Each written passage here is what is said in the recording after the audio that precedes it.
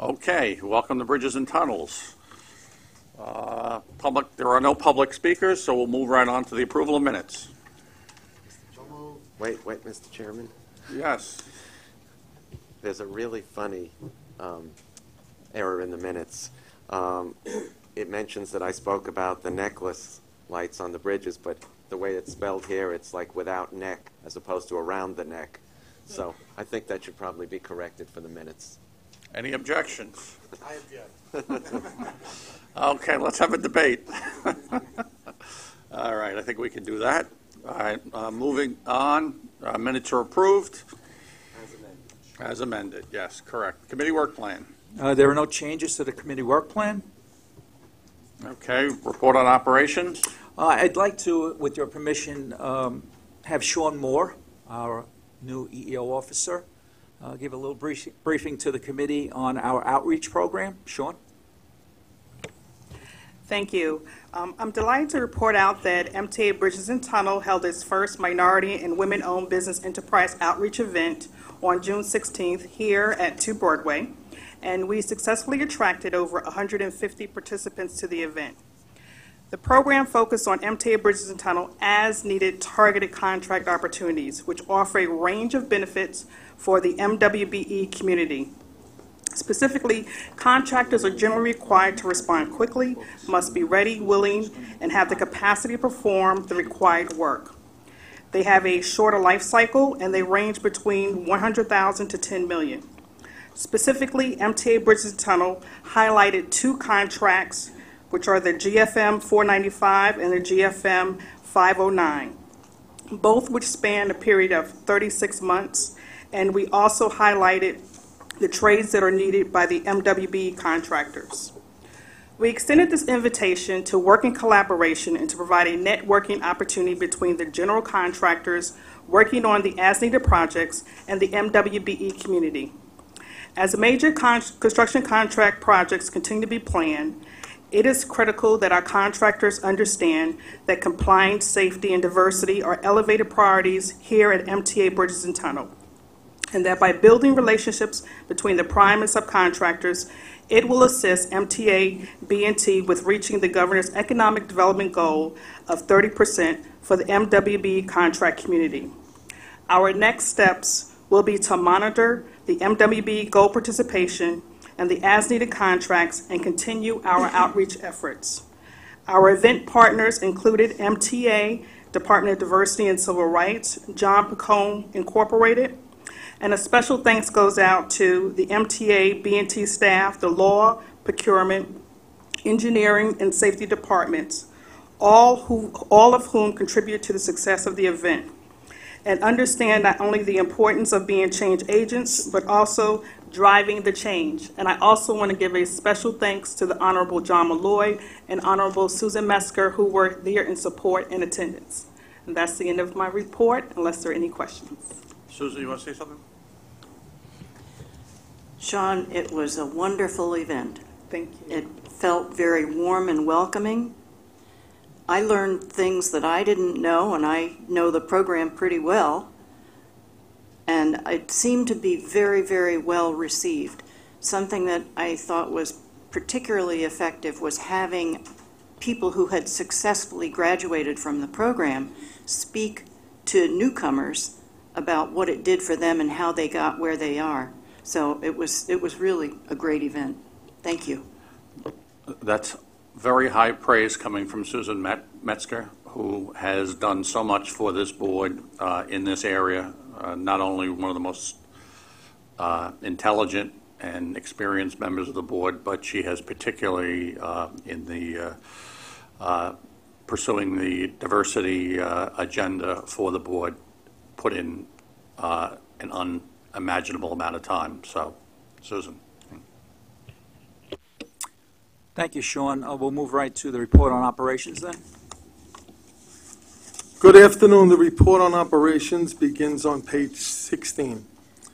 Traffic was higher in April by 4.2%, with 24.8 million crossings, as compared with 23.8 million crossings in April of 2014.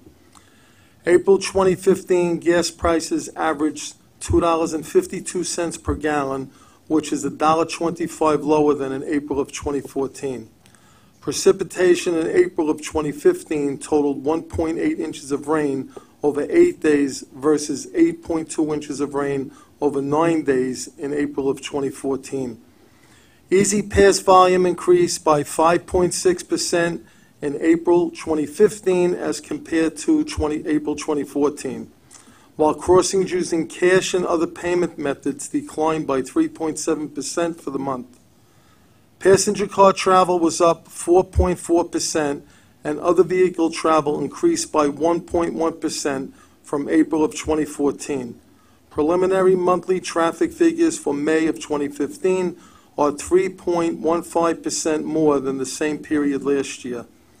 Memorial Day weekend traffic, that was Thursday through Monday, was 2.5% higher than 2014 Memorial Day weekend. This ends the report on operations. If there are no questions, we'd like to move to the report on safety. On pages 30 and 31 of the charts and graphs showing the 5-year summary of customer collisions and injury collisions, employee accident reports, lost time injuries, and the 5-year summary of contractor injuries through April of 2015. As you can see on page 30, the total customer collision rate has increased 6.5%, and the injury collision rate is up 10.6%.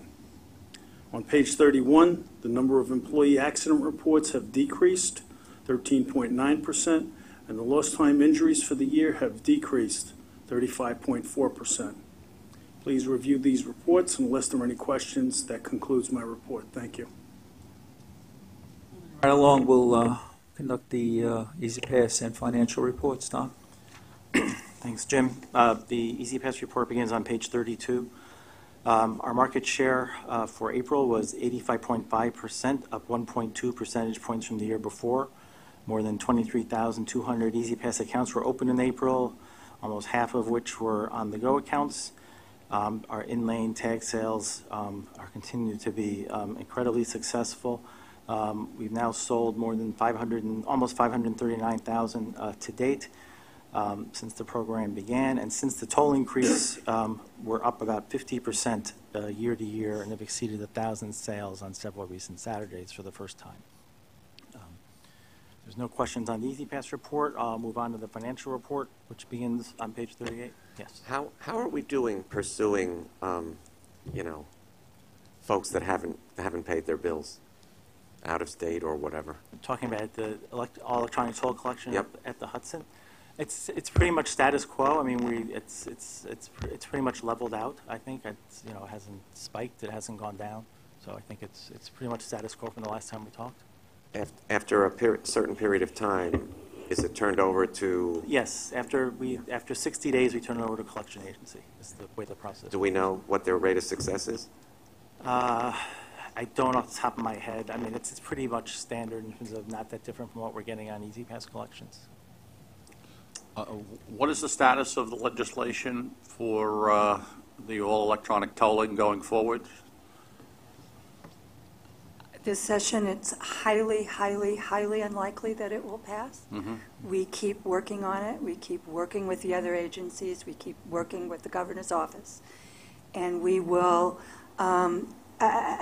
if in fact there is a special session, it's one of the issues that people talk about being under consideration, in part because soon we will not be the only AET our agency with an AET facility. Both the Thruway Authority and the Port Authority will be going live with AET at the New Tappan Zee and at the Bayonne within the next year and a half. Okay, and hopefully we'll be not just having one facility, but we'll have many facilities as part of our short, long-term plan. Yes, Commissioner. Thank you. Andrew, I'd also like to add, Andrew, that we're pursuing other ways to collect revenue, and we recently signed an MOU with Connecticut to go after delinquent payment for tolls. So we're not static on that issue. We're moving forward trying to do what we can do within our means. So that MOU is significant moving forward. Okay, the financial report begins on page 38. Total revenue through April was $534.6 million, 2.7%, $14 million better than planned. This is despite a bad January. We were down almost 1% due to the bad weather. In April alone, we were up more than $7.4 million, or more than 5% against the budget. Traffic's up 2% against the budget year to date, and it was up more than 5% in April. Preliminary numbers for May are also looking good at the moment. Revenue, again, up more than $7 million and close to 5%. And traffic is also up about 5% against plan for the preliminary May numbers. Year to year, Jim alluded, traffic was up more than 4% in April, and this is the first time any of us can recall that traffic has not declined after a toll increase. It's actually gone up and gone up pretty significantly. So that's good news. On the expense side, total expenses were $132.2 million through April, about $16.5 million, 11% lower than planned. Non-labor costs about 21% lower, $13.3 million, due primarily to timing. On the labor side, costs were lower as well, about $3.2 million, about 3.7%, primarily due to payroll vacancies. Overtime was slightly higher, less than $300,000 against the budget year to date, and that's primarily due to the winter weather that we discussed earlier this year. And our support to mass transit, almost $328 million, about $46.5 million, 16.6% better than planned. That concludes the financial report. If there are no questions, we'll move on to the capital program. The capital program report begins on page 53. In May, there were 7 commitments made with a total value of $2.4 million. Year to date, there have been 29 commitments made with a total value of $260.4 million. This compares to a planned 26 commitments with a total value of $286 million. Overall, for the year through May 31st, we have committed 63% of our annual planned commitments of $412.9 million. There were no completions made in May. Year to date, we've had 6 completions with a total value of $156.5 million. This represents 75% of our 2015 annual completion goal of $208.5 million in completions. There were 9 task closeouts made in May with a value of $11.3 million. Year to date, there have been 15 closeouts with a total value of $19 million. There were a number of changes to schedules for remaining 2015 commitments and completions shown at the bottom of the page. Unless there are any questions, that concludes the report. If there are no questions, we'll move on to procurement. Good morning. Procurement started on page 62. There are no non-competitive procurements or ratifications. There are 5 competitive procurements this month. One is to use the request for proposal process for a joint solicitation with Transit, Capital Construction, and Long Island Railroad to declare competitive bidding to be impractical and to pre-qualify firms for miscellaneous construction services on an as-needed basis at various authority facilities over a 3-year period with 2 one-year options. There is no funding committed at this time. There is 1 personal service contract to perform environmental analysis and management services for our facilities on an as-needed basis for a not to exceed amount of $650,000.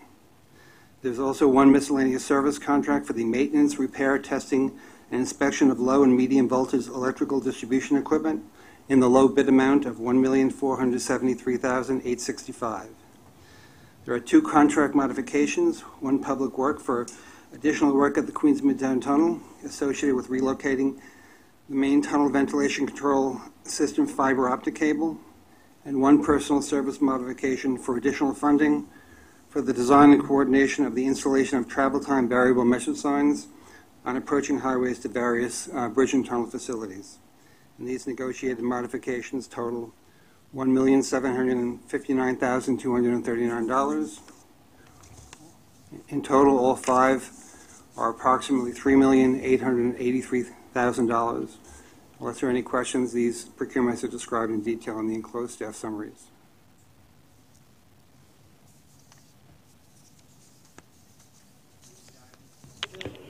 Okay, all in favor? Opposed? Motion's carry.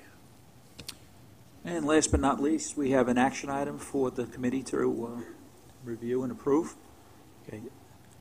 Thanks, Jim. This is actually directly related to what Peg was alluding to. We have a memorandum of agreement for an AET bank account that we're seeking approval of. This is seeking board approval to enter into this MOA with the port and the thruway to establish a bank account for the deposit of consolidated AET revenues. Just quickly, by way of background, the three New York toll agencies have been working together as they implement their respective AET initiatives. As the staff summary states, B&T's AET pilot program at the Henry Hudson has now become a permanent method of toll collection at that facility. The software that's been developed for our program is currently being modified to enable the port and the thruway to deploy AET at some of their crossings. Our objective is to have common software, common business rules to provide a consolidated statewide AET program that will be a seamless experience for all the participating agencies, AET customers, regardless of what AET facility is used. So it'll have one toll bill, one website, et cetera. The specific MOA referenced in the staff summary defines the roles and responsibilities of the lead agency, which is us, and the participating agencies, initially the port and the thruway, but more could be added. Specifically, it outlines the methodology for the distribution of revenue, toll revenue and fee income both, and also expenses, bank fees, credit card fees, staffing, et cetera. It outlines cost sharing for AET development among participating agencies and as new agencies join. As the lead agency, we will be required to open a new bank account specifically for the deposit of these consolidated AET revenues and the disbursement of those revenues to the participating agencies. We'll perform certain financial functions, including receipt and distribution of the AET revenues, issuance of refunds, allocation of fee revenues and expenses, and probably most critically, opening this new account will allow for the segregation and separate reconciliation of Easy Pass payments from tolls by mail payments. So as Peg said, both NISTA and the Port are anticipating that their AET programs will be implemented at the Tappan Zee and the Bayonne bridges sometime next year. And we need a vote to approve the resolution of the book that allows us to enter into this MOA and establish the new account. Thanks. Do I have a motion? A second. Discussion. All in favor? Opposed? Motion carries. Thank you. And with that said, I'd like to inform the committee that beginning this summer, we will begin to install electronic tolling equipment at the Rockaways, both Cross Bay and Marine Bridge.